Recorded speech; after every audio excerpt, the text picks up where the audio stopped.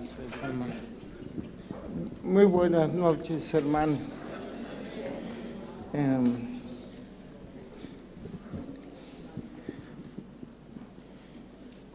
Muy bien, pues es una bendición de nuevo estar con vosotros compartiendo la palabra, el estudio de la palabra. Si usted tiene apuntes, pues tome apuntes para enriquecer sus estudios personales y pueda servir sus notas para una reflexión mayor. Es muy bueno tomar apuntes. Preparando el tema, pues recordando, porque es uno de los temas que por muchos años compartí siendo un estudiante del seminario teológico de Ana Sander en la Ciudad de México y luego como maestro de ese mismo instituto o seminario.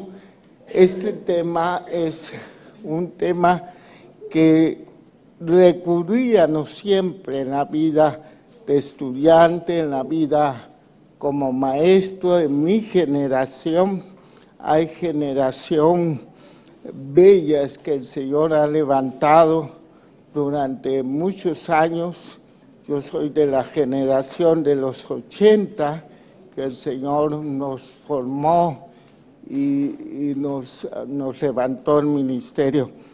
Estoy muy agradecido por los maestros que compartieron estas enseñanzas con mi vida y alababa al Señor hoy por la mañana de tanta bendición que produce la palabra y produce los ministerios que Él ha puesto para la edificación. Y deseo con todo mi corazón poder ser de edificación para ustedes. Amén.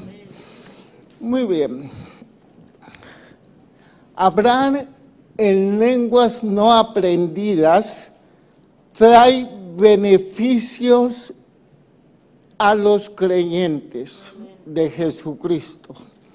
Trae grandes beneficios para la iglesia del Señor. Y en estos dos lunes vamos a tratar de responder cuáles son esos beneficios que en el Nuevo Testamento principalmente se nos es revelado de la práctica de hablar en lenguas o hablar en idiomas no aprendidos a través de la dotación maravillosa, milagrosa que produce el Espíritu Santo con su llenura, con su presencia en nosotros. Voy a tratar de bosquejar algunos beneficios en estos dos lunes que tenemos con la ayuda del Señor.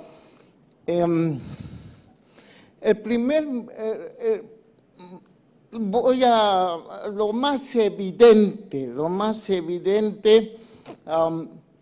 ¿cuáles son los beneficios? Para señalar, el primer beneficio que encontramos registrado está en Marcos, para mí. Marcos capítulo 16, versículo 17. Para señalar el favor de Dios para su pueblo, la iglesia, el pueblo reunido en Cristo Jesús. Y usted ve aquí en Marcos 17, dice, y estas señales seguirán a los que creen. En mi nombre echarán fuera demonios y hablarán nuevas lenguas. Si usted ve el contexto temático de nuestro pasaje, si usted ve, está en el contexto de la gran comisión. El Señor ya iba a partir a la presencia resucitado y da la gran comisión que seguro es, según el registro principalmente de Mateo 28, 19, es hacer discípulos, no es predicar el evangelio, es hacer discípulos, seguidores de Jesucristo, conforme a lo que se revela Mateo. El único verbo imperativo en la gran comisión es hacer discípulos. El ir y predicar, el bautizar y enseñar es la forma en que uno hace discípulo en el Señor. En este contexto, Marcos registra este pasaje que es fundamental para el mundo pentecostal, para el mundo carismático. Es un pasaje muy discutido en los estudios bíblicos, porque hay un debate si es un pasaje que se debe estudiar como parte del Evangelio de Marcos. No nos interesa ese debate, lo hemos resuelto, tenemos una fe en que el texto recibido, es decir, el texto que nos viene por herencia paulina, lo tiene y es suficiente para nosotros.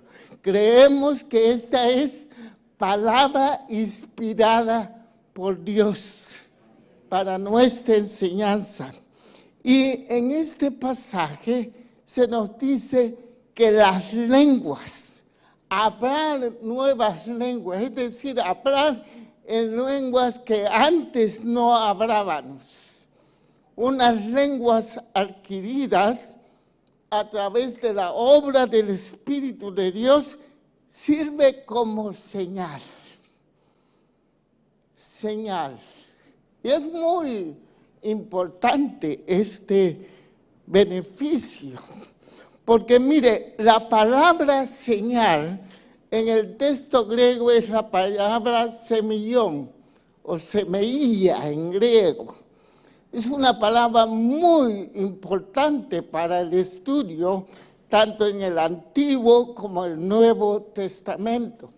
Semillón es una palabra que trata de motivar a la reflexión profunda, a la revelación de lo que hay atrás de un evento, atrás de un hecho. Por ejemplo, el Evangelio de Juan está estructurado en base a 7 semillón, a 7 señales. Es muy interesante. Se estructura perfectamente toda la teología de Juan a través de 7 milagros, 7 hechos que tratan de revelar con profundidad lo que es el Señor Jesucristo. En este pasaje igual nos indica algo muy profundo que se revela desde el Antiguo Testamento. En el Antiguo Testamento, Dios escoge un pueblo, ¿no es cierto? Lo escoge por su misericordia, por su amor, y lo llama para ser un pueblo especial, donde Él mostraría a las naciones su plan de redención, su gran amor para el mundo caído, para la humanidad caída. Y este pueblo fue Israel. Y a través de toda la revelación del Antiguo Testamento se revela una gran verdad que las lenguas van a señalar. Que la lengua sirve para evidenciar esta revelación desde el Antiguo Testamento. ¿Qué se nos revela?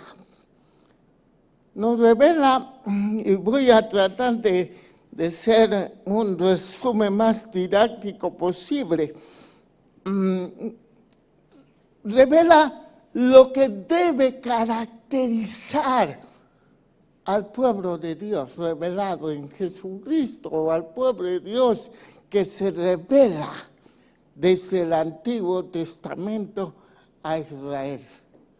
La pregunta hermenéutica básica, ¿qué debe identificar al pueblo de Dios? ¿Qué nos debe identificar como pueblo de Dios a la iglesia? Esta es lo que trata de señalar las lenguas, en primer lugar. Uno puede contestar, algunos dicen, bueno, el llamado especial que Dios hizo a Israel es lo que debe identificar, lo que nos hace únicos. Otros dirían, es la revelación misma, como dice Pablo, al pueblo judío se le ha dado la ley, la revelación de la justicia de Dios, la palabra, la única verdad absoluta. Y eso es lo que distinguía al pueblo de Dios. Otros han pensado a través de la historia y dentro de la misma historia del pueblo de Israel llegaron a pensar que tanto la revelación de la ley como el llamamiento que tuvieron le hacía a un pueblo especial, que es verdad, pero que lo llevaron a un gran extremo en su comprensión, en su manipulación hermenéutica de la misma ley del Señor. ¿Es acaso los rituales? Algunos llegaron a pensar que la acción distintiva del pueblo de Dios era la ley de los sacrificios y la ley conductual, ética y moral del pueblo. Tanto que encontramos el gran orgullo de los intérpretes y doctores de la ley en los tiempos de Jesús, en los tiempos paulinos, en los tiempos donde la iglesia es levantada en las grandes sinagogas de las ciudades. La ley de rituales creían que era lo que distinguía al pueblo de Dios. Pero no es así la revelación. Lo que Dios comienza a revelar desde Génesis y lo lleva hasta el Señor Jesucristo y nos los da como semillón, es que lo que debe identificar al pueblo de Dios en todos los tiempos y en todos los contextos es su presencia manifiesta en ellos. Amén, un amén nada más de la pastora.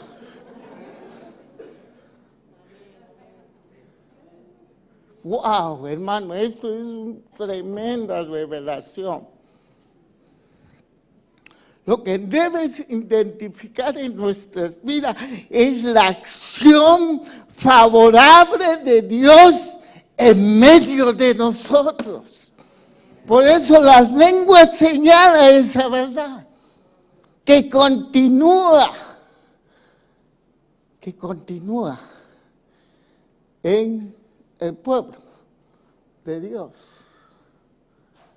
Esta gran verdad que Dios va a restaurar la bendición. Es como le promete. Mire, váyase usted a Gálatas 3, 14. si me atrapeo en algún versículo, lo encontramos rápido, no se apure. Bueno, yo sí me apuro. Gálatas 3:5, mire la promesa, 3:14, para que en Cristo Jesús la bendición de Abraham alcance a los gentiles. ¿Cuál es la bendición de Abraham? La promesa del Espíritu, la presencia, el deseo de Dios de estar en medio de su pueblo, que Israel no lo entendía, que Israel no lo comprendía, porque no tenía la naturaleza para sostener este deseo de Dios. La ley solamente demostró la profunda incapacidad de la naturaleza humana para traer la presencia manifiesta de Dios. Pero el deseo de Dios sigue siendo igual. Y se le prometió a Abraham, en tu simiente, la bendición de la promesa. ¿Qué promesa? Es que Dios se manifestaría permanentemente en su pueblo. Y es lo que debe distinguir. Es por eso que Marco lo enmarca en la gran comisión. En la comisión de los discípulos que van llamando de todas las naciones a reunir nuevamente al pueblo de Dios, a restaurar la presencia manifiesta de Dios para bendición de su pueblo. Aleluya. Hablar en lenguas, estar en una iglesia donde las lenguas es un estilo de vida, muestra y señala que Dios está con nosotros y a favor de nosotros, que Dios mismo es la gran bendición de nuestras vidas, hermano. No hay una más grande bendición. De hecho, si usted ve en Génesis, cuando dice que le dice a Adán que Dios le bendijo, ¿se acuerdan? Ahora usted pregunta, ¿qué bendición? Pues lo tenían todo. Estaban en un clima como el de Mallorca, perfecto. Bueno, no es tan perfecto, ¿eh? Mallorca. Estaban en un paraíso, no había problema, ¿no? Y tenían todo, tenían dominio, tenían inocencia, tenían relación con Dios, pero ¿por qué le dice el Espíritu? ¿Por qué registra Génesis que Dios los bendijo en el contexto del matrimonio? ¿Qué significa ahí el concepto hebraico de bendición? Y ahí está la raíz de todo lo que es ser bendito. Literalmente significa que Dios caminó con ellos. Es el deseo de Dios caminar con su pueblo. Estar en su pueblo, manifestar en su pueblo, gobernar en su pueblo. Es por eso que la restauración a través de los sacrificios representaba una vez al año este deseo profundo de Dios de habitar en su templo para gobernar a Israel. para bendecirlo, para ayudarlo. Pero este deseo se cumple en la iglesia. Aleluya. Este deseo se cumple en la iglesia. Por eso dice, y estas señales seguirán a los que creen. Hablarán nuevas lenguas. No vamos a hablar ahorita de demonios. Luego hay que hablar de demonios, ¿eh? No crean que no hablar los exorcizamos. No. Esa es una porción incorrecta. Pero vamos a hablar de lengua. Ya fuera de mano es otro 6 millones. Equivale igual. Tiene el mismo propósito. ¿Cuál es el propósito? Que Dios está con la iglesia. Aleluya. Dice, hablarán un futuro. Claro, todavía no había descendido el Espíritu Santo con la llenura en el Pentecostés. La fiesta. En el futuro hablarán en otras lenguas. Indicativo, certeza. Es una certeza para Jesús la lengua. No es certeza de los pentecostales, es de Jesús la certeza. Aleluya. Todos los que nos ven sensacionistas, recuerden esto. Es Jesús la certeza de que su pueblo hablará en otras lenguas. Futuro, ingresivo, continuo. En el futuro hablará como señal de la presencia de Dios. Los sensacionistas dicen que ya no necesitamos esto, que ya acabó, que terminó cuando vino lo perfecto, y interpreta un mal versículo de Corintios que lo perfecto es el canon bíblico. Hombre, hoy más que nunca necesitamos la presencia de Dios. Más que nunca manifiesta. Pero mire, dice, revela a los que creen. Y lo dijiste en un participio. Auristo. Déjeme indicar que revela esto. Es que el creer para Marcos es más que un asentamiento racional que uno cree en Jesús, más que una confesión verbal, más que buenas intenciones. Por eso lo revela con un auristo y un participio, para indicar que creer es que el creer es un estilo de vida, por decirlo así. Algo que va a caracterizar a los que están en gran comisión, a los que siguen a Cristo. Es que seguir a Cristo es estar en la gran comisión. No se puede seguir a Cristo sin la gran comisión.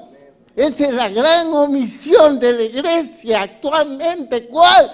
De no estar haciendo discípulos. Pero lo triste, hermano, es que no hay discipulado. No hay discipulado. No se sigue a Cristo sin discipulado. Y este seguir le debe caracterizar la lengua y el creer. El creer, esta señal seguirán a los que creen, los que han hecho de la fe un la decisión de obediencia al Evangelio, como dice Romanos 1, 5, dice que fue levantado para la obediencia de la fe del Evangelio. ¿Cuál es este Evangelio? Que Dios mostró su amor para con nosotros, estando sin pecado, y estamos en pecado. Dios nos dio la salvación a través de su Hijo Jesucristo. Y esta es la primera gran beneficio. El beneficio es saber que Dios habita con nosotros, aleluya. Que Dios quiere bendecirnos en Palma de Mallorca. Esto es la lengua. ¿Qué otro beneficio? Las lenguas nos benefician también, evidencia el bautismo con el Espíritu Santo. Ya vimos esto, pero déjenme recordar Hechos 2:4. El gran pasaje de la venida del Espíritu Santo. Ya en los estudios anteriores demostramos que la narración de Hechos, la narración de Lucas, desde el Evangelio y el libro de los Hechos, trata de darnos un sólido paradigma, modelo de lo que debe ser la vida de la iglesia del Señor Jesús en el primer siglo. Y nos muestra a través del pasaje de la experiencia del bautismo con el Espíritu, con el bautismo con el Espíritu Santo, que las lenguas era una señal inicial de la llenura del Espíritu Santo. Según Lucas, la llenura del Espíritu Santo, tanto en el Evangelio como en Hechos, tiene que ver con la inspiración profética. No es el mismo concepto que Pablo. La llenura del Espíritu Santo paulina es otro concepto complementario en su pensamiento, en su revelación. Pero para Lucas es que las lenguas evidenciaban la llenura del Espíritu Santo según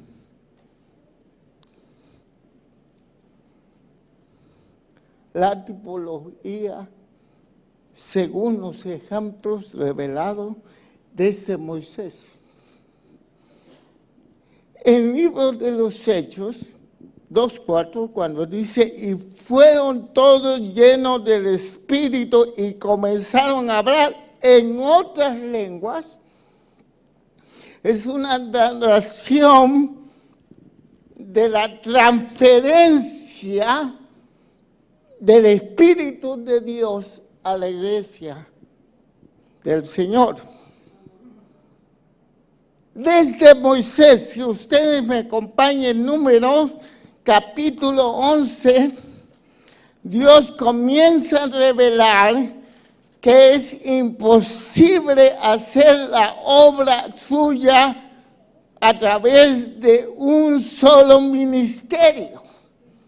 Y vemos que Dios, recuerden, la revelación es una revelación progresiva, agrega. Y entonces nos pone gran modelo para interpretar eventos como el Pentecostés. Este deseo de Dios ya estaba comenzando siendo revelado en número 11:25. Entonces Jehová descendió en las nubes y le habló y tomó del espíritu que estaba en él, del espíritu que estaba en Moisés, Ya Dios había habilitado a Moisés, un caso singular, para un llamado específico, para hacer la obra del Señor. Y lo puso en los 70 varones ancianos. Cuando pasó ellos el Espíritu, profetizaron y no cesaron. Comienza a revelar la transferencia de unción, la transferencia de la habilidad de Dios para hacer la obra. Y una señal era que profetizaba, que había dichos inspirados por el Espíritu de Dios. Y recuerdan ustedes el pasaje, el contexto temático sigue narrando que estaban dos en el campo y estaban haciendo trabajo y vino sobre ellos el Espíritu Santo y empezaron a profetizar. ¿Sí? Y entonces se enojaron algunos del pueblo diciendo, mira Moisés, aquellos pelaús están profetizando. ¿No son de qué? De este grupo. Mira, corrígelos. Y Moisés profetiza a través de una declaración en el versículo 29, el deseo de Dios, la voluntad de Dios. ¿La entiende?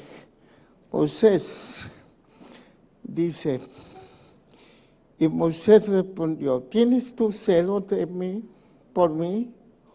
Ojalá todo el pueblo de Jehová fuese profeta y que Jehová pusiera su espíritu sobre ellos. Esto se cumplió en Hechos 2:4.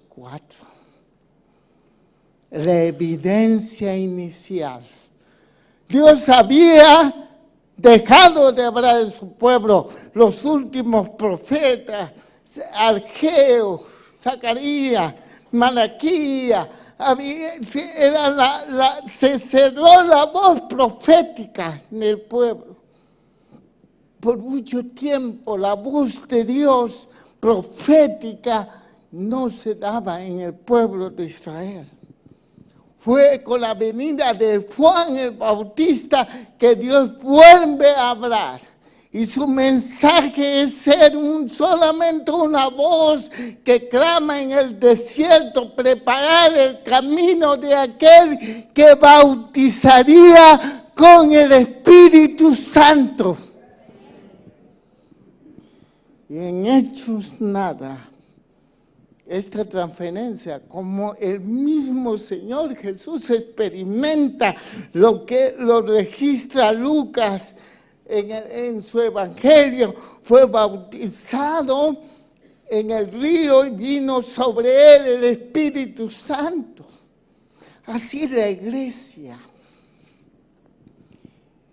Y esta es una doctrina fundamental para el pentecostalismo clásico, que lo representa en la historia de este movimiento muy infantil, porque es un movimiento muy nuevo.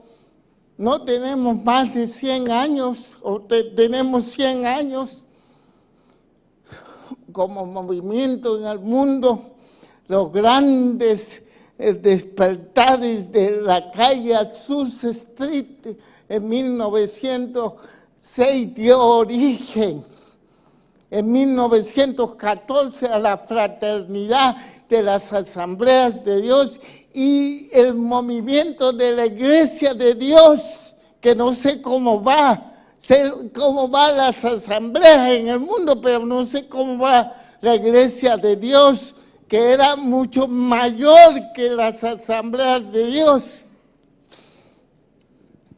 Es la doctrina fundamental, lo que identifica las iglesias, las asambleas que comparten una fe común, como esta iglesia.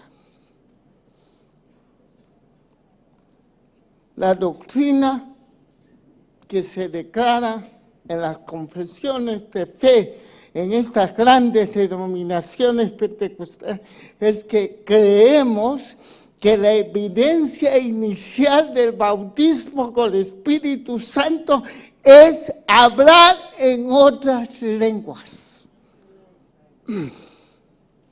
Eso es lo que se cree. Algunos otros movimientos pentecostales es muy importante saberlo. No lo creen. Pero las asambleas de Dios cree esto. Cree que es una que nos ayuda a saber cuando un creyente ha sido lleno, ingresado para ser testigo de Jesucristo, ser parte de la gran comisión, llevar la gran comisión en el diseño de Dios. El diseño de Dios es, y yo tengo mucho respeto a los hermanos que no estén en este diseño, yo creo que son grandes ministerios que han hecho la obra del Señor, que han ganado para el Señor, que son nuestros hermanos, pero yo comparto que el diseño que el Señor siempre ha querido para su iglesia es que la misión participe Él con su presencia manifiesta en nosotros. Y las lenguas señala esta entrada, esta posibilidad, porque se queda en muchas posibilidades. Vamos a hacer un poquito de exégesis. Aquí se desprende algo muy importante que ya habíamos analizado. Lucas registra con dos verbos, dos acciones que se suceden en esta narración. Todos fueron llenos del Espíritu Santo y comenzaron a hablar en otras lenguas. Comenzaron a hablar en otras lenguas. Dos verbos y un infinitivo para hacer la diferencia doctrinal. Hablar en lengua no es el bautismo con el Espíritu Santo. El bautismo es un evento diferente, una experiencia. Lo pone aquí Lucas. Fueron llenos. Un abristo, voz pasiva. Ellos no se llenaron.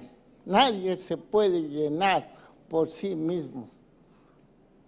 No hay acción para ser lleno que lo provoque la iglesia.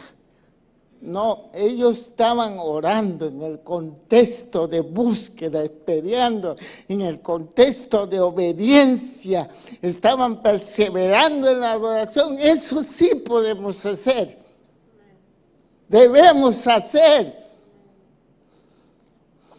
Y dice que fueron llenos, es decir, se le hizo una acción a ellos. La acción, ¿cuál es la acción? De sumergirlo en la persona, en la influencia de la persona del Espíritu Santo. Es un evento, una acción que a la luz de la unidad de la revelación, a la luz de los evangelios, solamente Jesús bautiza con el Espíritu Santo. E inmediatamente ellos respondieron a este evento invisible, pero es una experiencia única ingresiva, por eso está en auristo ingresivo, única. El bautismo es un evento único, histórico en la vida de un creyente después de su conversión. La llenura puede ser continua y permanente. Hay que mantenerla, hay que buscarla. Pero el bautismo es uno. Cuando vino el Espíritu Santo por primera vez, nos llenó. El Espíritu viene cuando creemos, por supuesto. Estamos hablando de otra experiencia. Y luego dice, y comenzaron a hablar en otras lenguas. Voz media, este verbo comenzaron. También auristo, el momento. Un auristo es una acción puntual. Indica el momento, el tipo de acción. El registro es, para el pensamiento lucano, es de poner esto establecido de la experiencia como paradigma. La primera mención hermenéutica es muy importante de un autor sagrado. La primera mención, fueron llenos, una experiencia que todo creyente debe de tener. Comenzaron, que todos los creyentes deben de tener. Comenzar a hablar en otras lenguas. Y luego agrega un infinitivo, hablar, en presente continuo. Comenzaron a hablar. ¿Quién habló? ¿El Espíritu Santo? No. Ellos. Hablas tú. Es un acto y una respuesta de fe. Dime cuándo tú me dices, porque yo puedo, hermano, tú córtame. Tú haces el corte. Comenzaron. Se inicia a hablar en lengua, pero se permanece hablando, aleluya. Hoy, ¿cuántos hermanos estamos fallando en esto?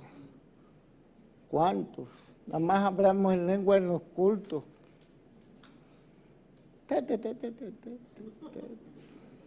Y ya, para de contar. Pues no trae nada en la mente. ¿Para qué sirve esto? Ya no siento como sentí antes. ¿Verdad? Y hay millones de pentecostales que tienen la posibilidad de estar vigente en la vanguardia de la misión por su Señor, por falta de obediencia a usar sus lenguas. La mal usan o no la usan para nada. De esto se trata. El próximo lunes voy a meter más caña, más profundo. ¿Ah? Las iglesias que hoy crecen maravillosamente, su iglesia cuyo estilo de vida es hablar en lenguas preciosas. Preciosa, es que el diseño de Dios cuando se restaura, ¡ay, Señor! ¡Qué hermoso! ¡Qué hermoso! Tiene grandes beneficios hablar en lengua, hermano. La tercera beneficio, edificar nuestra vida espiritual, personal. Mire, 1 Corintios 14. 4. Ahora, no tengo tiempo para meterme en contexto. Pablo está corrigiendo a los hermanos carnales corintios que se parecen mucho a todas las iglesias del Mediterráneo. Compartimos la misma cultura y los mismos problemas, y no tengo tiempo para hablar de esto, pero sí de sacar algunas verdades relevadas sobre las lenguas. Claro, se debería dar toda la enseñanza, pero no tiene el caso de dar Corintios. Pero en la corrección del buen uso de los dones para edificación de la iglesia, Pablo nos da pinceladas revelatorias sobre lo que él piensa de las lenguas. Y es maravilloso lo que registra Pablo. Dice, el que habla en lengua extraña, a sí mismo, ¿qué? Se edifica. De aquí deducimos este beneficio que Pablo nos muestra. Algunos dicen la autoedificación, pero no me gusta la palabra autoedificación, no honra al texto bíblico. Porque tú sabes que hablar en lengua es una cooperación del Espíritu de Dios con el espíritu humano. Dios levanta las lenguas y cooperamos con Él. Maravillosamente nos hace cooperar con Él. En este vaso de barro imperfecto, Dios que ha limpiado con su sangre nuestro espíritu, nuestro ser interior, y somos una nueva creación en Él. Él usa y participa con nosotros, con lengua, para la edificación personal.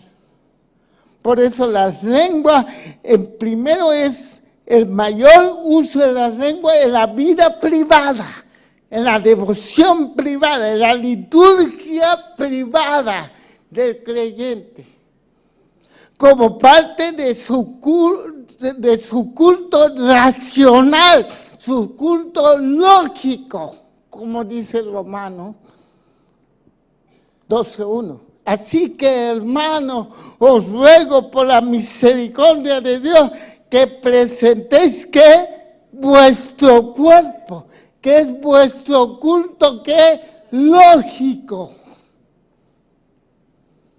a la misericordia de Dios, a lo que Dios hizo en nosotros por Cristo Jesús. ¿Qué hizo?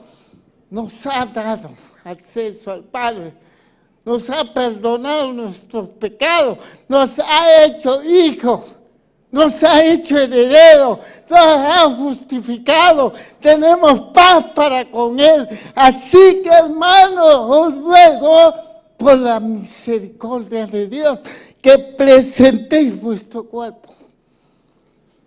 Soma, para Pablo es más que las cosas, esto exterior. Es el modo de existir del hombre. No hay hombre sin cuerpo. Por eso el cuerpo va a ser salvo. Aleluya, yo voy a tener un cuerpo perfecto. ¿Cómo lo estoy esperando? Pero espere, pero Señor, todavía déjame tantito.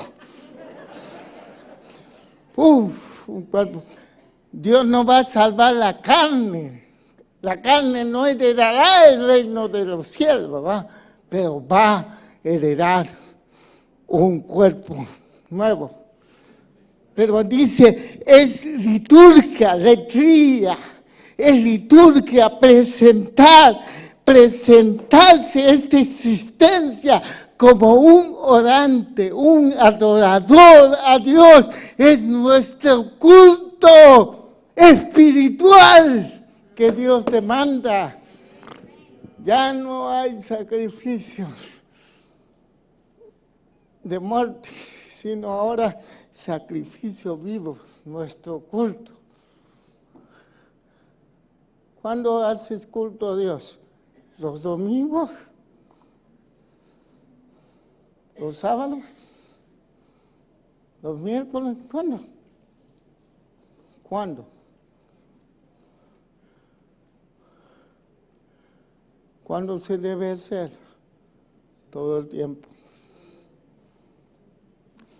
Y cuando uno usa la lengua en privado, devocional, ¿va? Comienza a edificar. La metáfora es muy sencilla, usted sabe, edificar es construir la espiritualidad necesaria, personal, que necesitamos en el Señor. Y eso es andar como sabio, como dijo el pastor el domingo, andar como sabio, ¿va? Eso es andar como sabio. Está en el contexto también de lo que predicó Daniel ayer.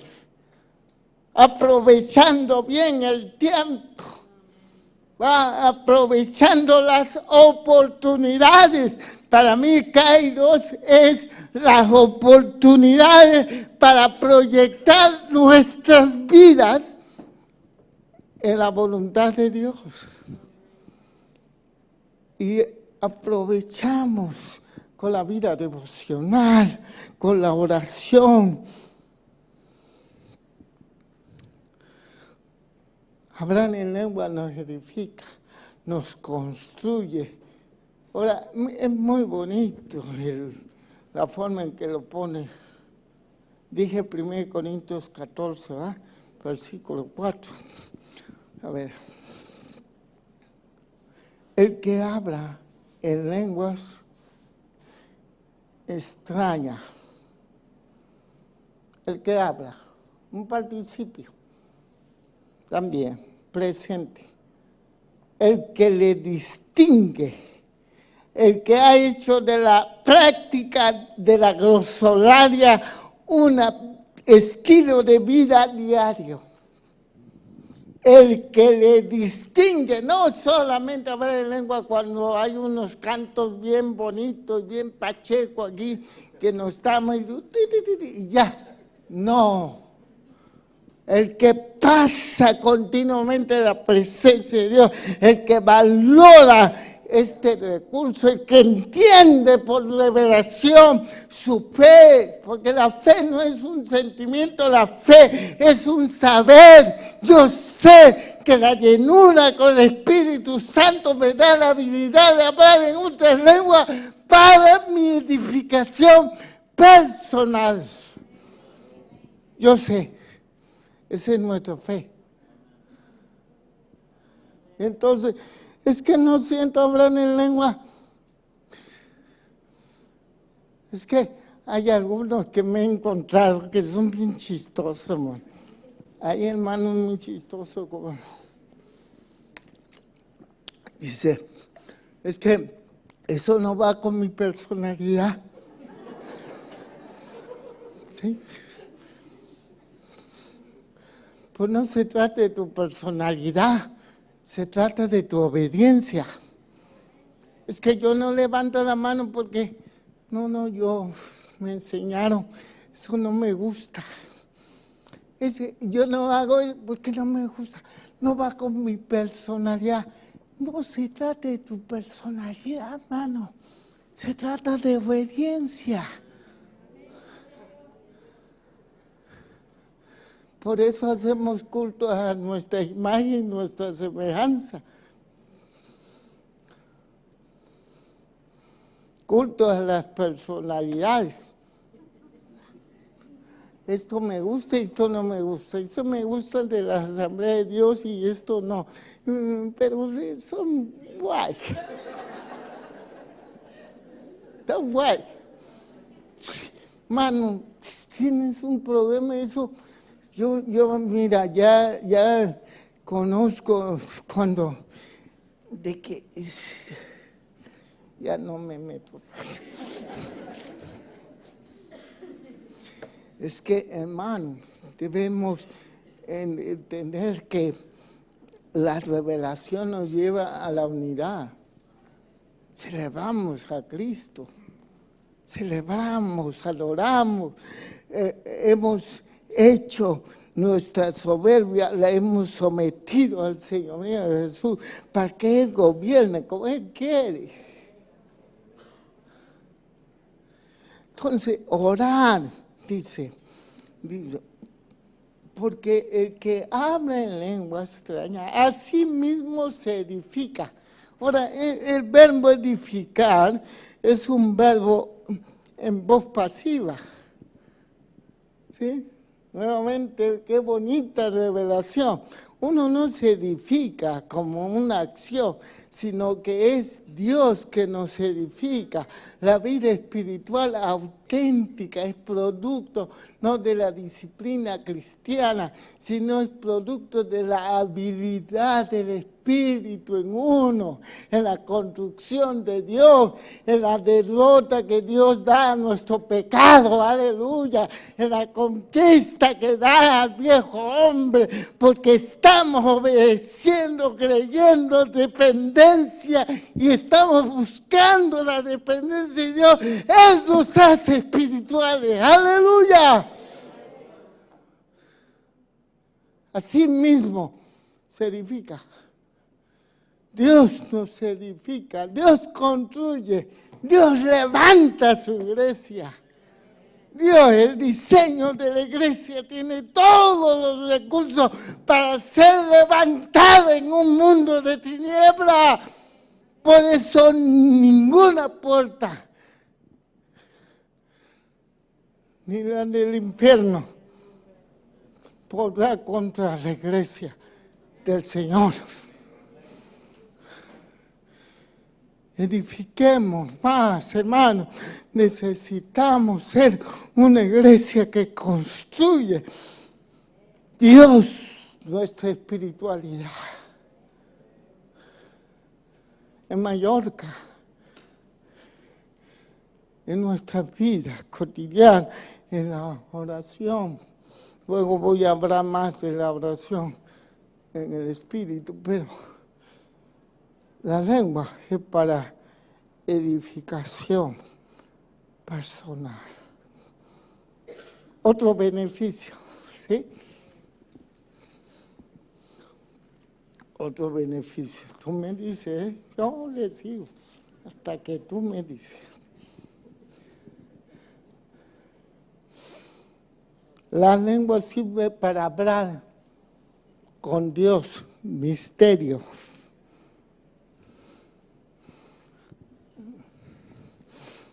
1 Corintios 14,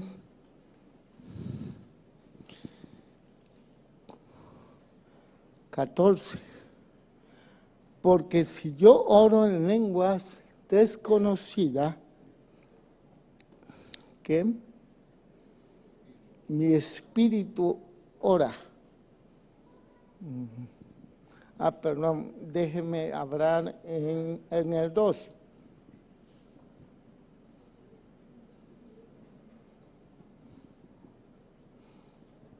Es el 2, perdón. Porque el que habla en lenguas no habla a los hombres. No se dirige. Su comunicación no es con los hombres. No trata de poner en común a través del lenguaje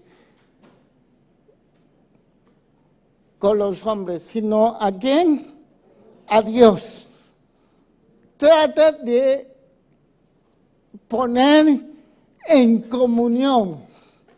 Las lenguas nos sintonizan en la comunión con Dios. Pero hay esta expresión paulina extraña. Aunque por el Espíritu abre la de los misterios. Y este no es milenio, ese del 4, ¿eh?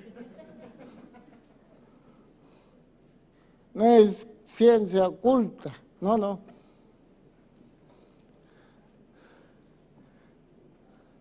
Es maravilloso. Pablo, me cae bien Pablo.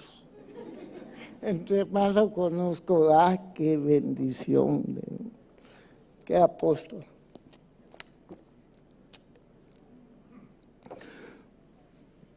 Esta expresión es muy extraña, muy poco. Yo nunca, solamente mi maestra de hematología es la que enseña esto. Mi maestra en hematología, Dana Busto, es discípula de Holton, la autoridad de hematología de Asamblea de Dios de los Estados Unidos. Todavía vive el hermano, es una gran bendición, Holton. Y claro, los que se atreven a interpretar esto en una forma inductiva cometen muchos errores como sobre esto. Entonces, lo voy a tratar de explicar. Pablo es difícil de entender, difícil de entender. Ya lo dijo su hermano Pedro. Nuestro hermano Pablo, sus cartas son como el Antiguo Testamento, pero son difíciles de entender. Le da la autoridad apostólica de inspiración divina a Pedro, en el primer siglo, pero difícil de entender. ¿Cómo se abusa de Pablo? ¿Cómo se abusa de Pablo? ¡Ay, Dios mío! Santo Dios, me voy a divertir mucho en el juicio.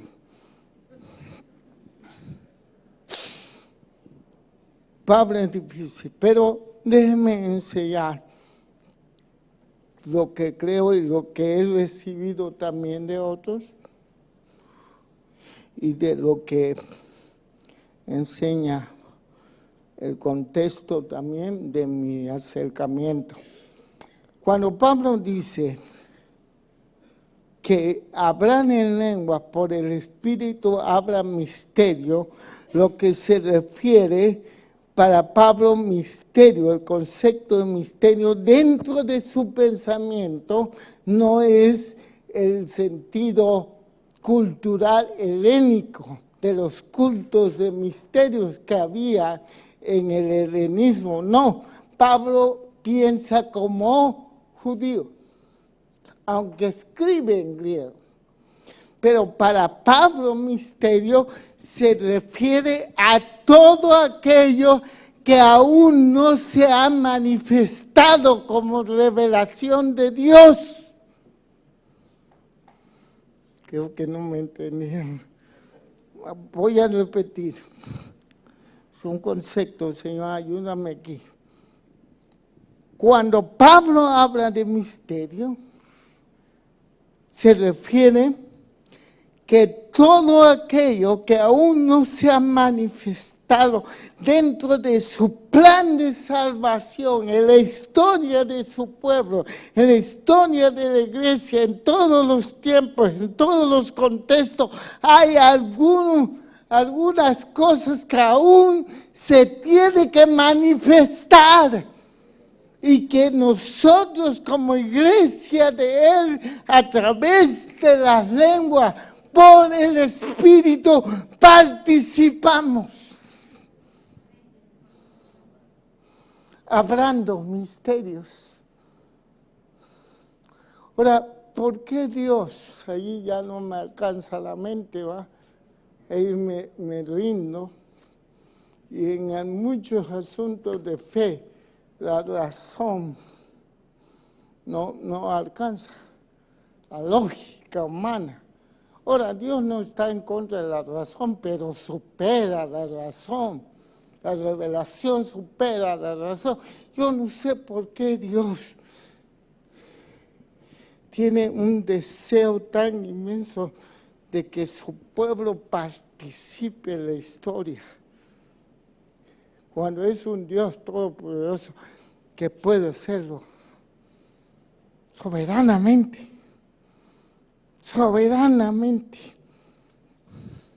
Muchos así lo creen. No, pues, si Dios lo quiere, Dios lo hará. Pero hay muchas cosas que Dios desea y está esperando que su pueblo participe, recrea su palabra y participe. Y esta es una. A través de hablar en lengua, nosotros estamos participando en la historia de la iglesia del Señor, de lo que va a manifestar sus deseos para nuestras vidas, para nuestra familia, para nuestra comunidad, para nuestras naciones, lo que Dios todavía tiene en el futuro. Aquí es la atención escatológica de Pablo, que siempre está en la atención escatológica, esperando. Para Pablo se le reveló algo muy importante: la vida del cristiano no depende del pasado, el pasado está resuelto, la vida del cristiano se guía en lo que Dios tiene adelante, en el futuro. Y en el futuro Dios se va a manifestar en tu vida, en mi vida, en esta congregación, en esta nación. Y Dios nos llama a participar, hablando misterios. Que el Señor nos encuentre hablando misterios. Mallorca.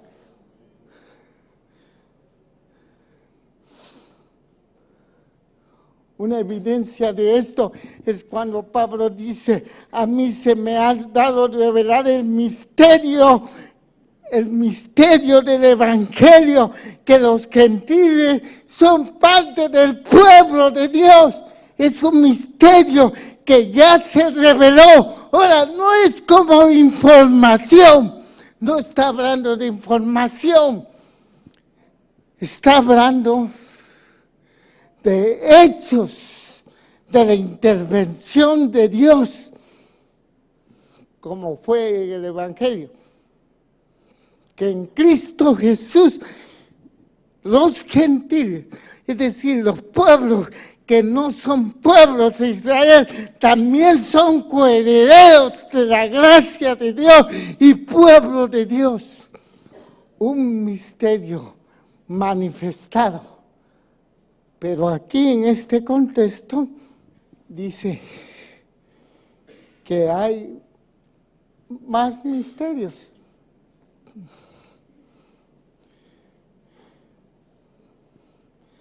Y que lo hablamos y que Dios nos los pone para hablarlo, para proclamarlo, para tener comunión. Yo no entiendo. La mente no me da para tanto, pero sí para creer que la iglesia como comunidad está invitada por Dios a participar en el plan maravilloso que Dios tiene para nosotros. Su buena voluntad, agradable y ¿qué? Perfecta. Ahora, te voy a ganar un poquito el texto. Cuando predicó Daniel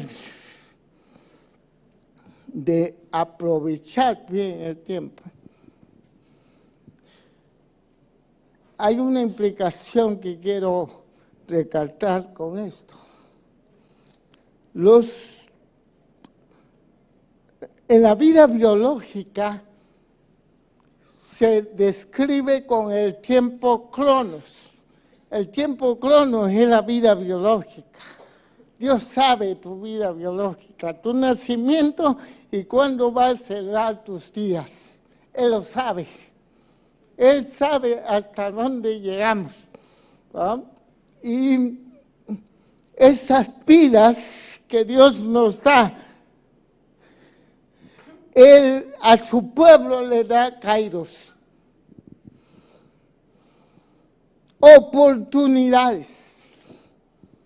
Dentro de la historia de una vida biológica, Dios mete kairos en tu vida, mete tiempos estratégicos para que tú puedas perfilar al centro de su voluntad, a su plan perfecto, agradable a Él. ¡Wow! Mire qué implicación. Hay un plan perfecto para mi vida, para mi esposa, para mis hijos, para mi iglesia, para esta ciudad, para esta nación. Y un plan perfecto. Sí lo hay. Y Dios quiere revelarlo, mostrarlo, evidenciarlo. Pero ¿qué sucede? Que muchas veces Dios no encuentra sabios, ni personas reflexivas, porque mirad es acuo, del verbo acuo, mirad, ¿va? Entender, se debe traducir mejor, entender, como dice el Antiguo Testamento, el Espíritu de Dios, a través de Moisés: oye Israel, párate, haz un parar en el camino para reflexionar cómo andas. Medita, reflexiona en tus caminos. Y redime las oportunidades de Dios. Aprovéchala. No hay nada más triste en la vida que se nos pase el tren.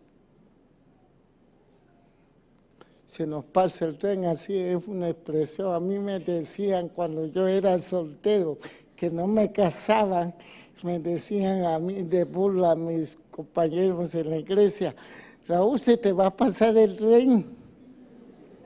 Digo, no, espere, yo estoy esperando el mío, que el Señor lo va a aterrizar aquí.